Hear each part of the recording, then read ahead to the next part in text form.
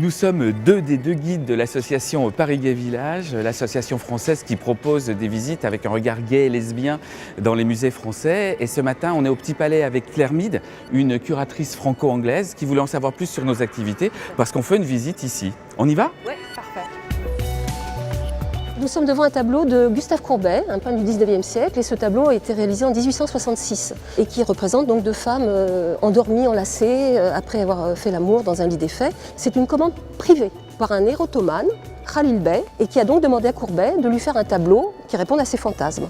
Et bien, ce qui est important dans ce tableau, qui est encore beaucoup plus érotique, c'est tout simplement ce morceau-là. Cette femme qui est endormie, symboliquement, est en train de caresser le clitoris de sa compagne. Tu vois, dans ces visites, ce qu'on propose aussi, c'est que tout un public gay et lesbien se réapproprie avec cet échange, avec des œuvres, une mémoire collective de manière positive. Ouais, c'est très important.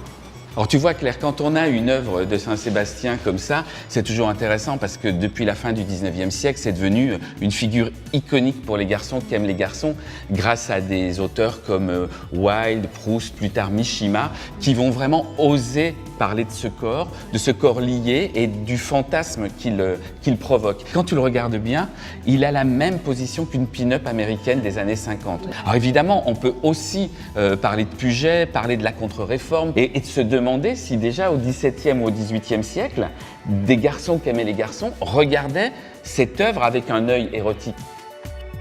Un des buts de notre association, mettre en lumière des artistes gays et lesbiens. Et ce tableau en est le prétexte, puisqu'il a été réalisé par Louise Catherine Breslau.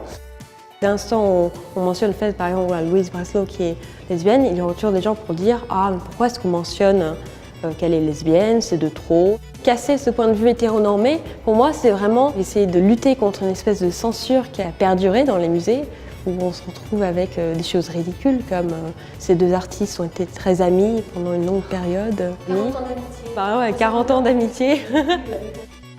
Tu vois, moi j'ai l'impression quand je visite certains musées en Angleterre qu'ils sont plus cool et plus ouverts qu'ici en France. Pour moi, c'est tout à fait ça, et c'est la différence entre community en Angleterre, c'est célébrer sa communauté à travers la différence, à travers la diversité, et en France, l'impression que ça revient au communautarisme, de se séparer à cause de ces petites différences identitaires.